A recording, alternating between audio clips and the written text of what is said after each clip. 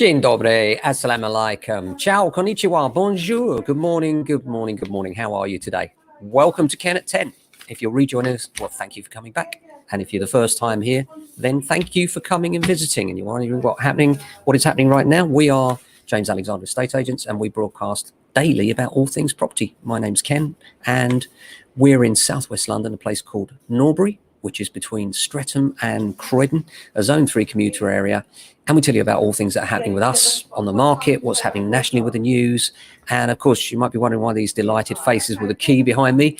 And that is because the new government-backed low deposit mortgage scheme is out, and lenders have released their products for the first time. And this is where the government are underwriting some of the loan on behalf of the lenders so that they can offer 95% loans to people generally.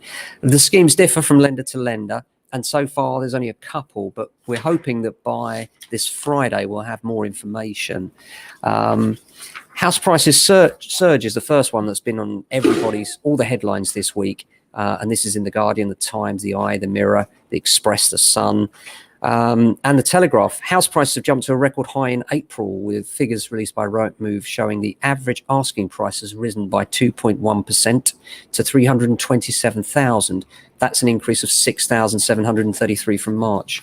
The surge driven by a shortage of houses on the market, with Rightmove's monthly survey showing that the stock of properties available to buy has fallen to the lowest level the firm has recorded.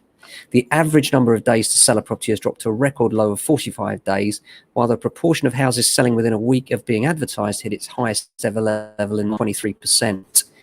Tim Bannister of Rightmove attributed the surge to buyers prioritising space as well as cheaper mortgages. And the stamp duty holiday extension plus government support for 5% deposit mortgages. I'm not sure I agree with you there, Tim, I'm afraid. I think the truth is it's all about the stamp duty. People are trying to save the money. As for the 5% deposit mortgages, well, they're only released today, so it's highly unlikely that people have already arrived at those conclusions and made those purchases at the moment. Those things are yet to come, but I think it's interesting to see. Let's talk about the new low deposit mortgage schemes. High street banks are now starting to offer mortgages to borrowers with a deposit of just 5% under a new government guarantee scheme. The policy announced in the budget is designed to help more first-time buyers secure a home. Analysts also suggest that cheaper deals are available for those able to stretch to a 10% deposit, of course. The new scheme will be available to anyone buying a home costing up to $600,000, not just first-time buyers, unless they're buy-to-let or second homes.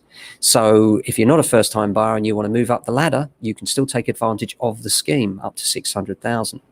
The government is offering a partial guarantee, generally 15%, to compensate the lenders if the borrower defaults on repayments.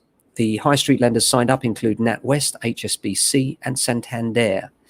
The Halifax, Santander, and Barclays are among those excluding new build homes. Jonathan Cribb, a senior research analyst for the IFS Institute of Fiscal Studies, is sceptical of the initiative, commenting that the 95% mortgages were likely to push up the price of property, and added that that put property ownership further out of reach. Well, I disagree. I think people have got to start somewhere.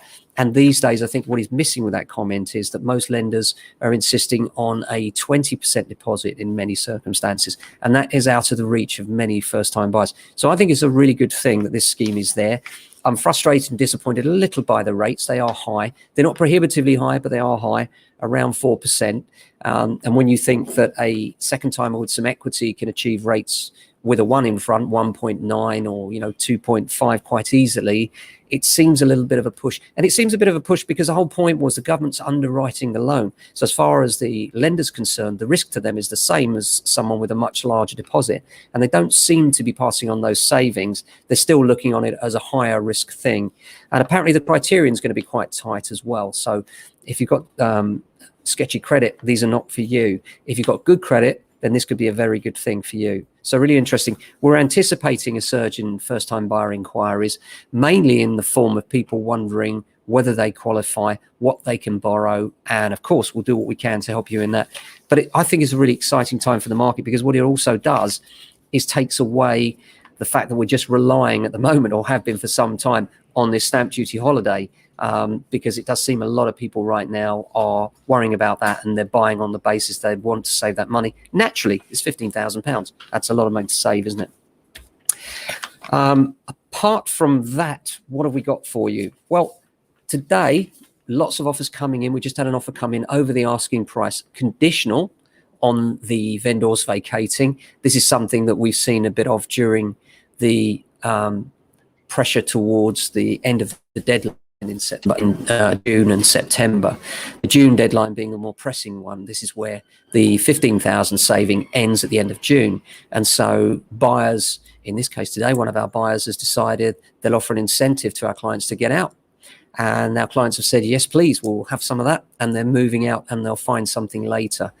Because past the deadline, it could be a bit of a wall, couldn't it? You know, we could find that people are then saying, well, you know, I can't save that 15,000. I'm not so interested. But hopefully, first-time buyers now coming into the market for the first time, particularly those that wouldn't have been considering it were it not for the scheme, will start to prop up the market at that end, because that's the end that's been suffering. Of course, first-time buyers don't pay stamp duty anyway on the purchase of a flat. So therefore, well, depending on the price of the flat, of course, but they don't pay stamp duty on the vast majority of the purchase price. And therefore, this whole stamp duty thing doesn't impact them at all. But all of a sudden, give them the chance to get a 95% mortgage, and hopefully that will bring people into the market and release people from the flats, because the flats in our area, and I think nationally as well, if you look at the picture, have been suffering while the houses move on in pace, really. So it'd be nice to see that come good, and we'll give you more information on the mortgage guarantee scheme and the 95% government-backed schemes as we get them. But so far, we understand that at least one of them hasn't excluded flats, and that's really critical, because flats are the thing in our area, particularly of London, that you can afford at the lower end of the market. So therefore, if you exclude flats, you might as well exclude first-time buyers, because the affordability of houses is that much harder to reach. So that's really important. So looking forward to that. As far as the general news is concerned, I see we're still not using our border lockdowns, you know, massive cases in India. Could you believe Boris is considering going to India? Can't believe it. You know, unbelievable. It seems to me the government are always behind the curve, aren't they? You know, there's India with 250,000 cases plus a day in COVID. And number one, they're not even a red list country. You know, flights are coming over here. How crazy is that? And number two, Boris Johnson is considering going out to India. Are you mad, Boris? Are you really mad? Unbelievable. Yet again, the government's behind the curve. They're behind the curve on the masks initially. Do you remember when they said, oh, yeah, maybe we should wear masks, maybe not? Unbelievable. And here we are again, an island leaving our borders open. Rant over. Apart from that, got my hair cut, feeling a bit lighter. That was nice feeling to get that done as well. And yeah, hopefully we will be busy this week. It's certainly so far looking like slowing down on valuation. So if you're considering getting your place valued, now's the time to see us, because it's a little bit quieter this week, a little bit of time. So if you need a chat, just some general advice, never obligation with us, then we're happy to give it. But as far as the market's concerned, generally, it's busy. People are out there, they're looking, they're buying. The sun's out here in Norbury. It's blue skies, fluffy clouds, time to view houses. So if you're thinking of selling and you're not sure whether the time is right for you, give us a call. Let's have a little chat, see whether it is the right time for you. Stay safe, look after your family and friends, and have a fantastic day. Ciao.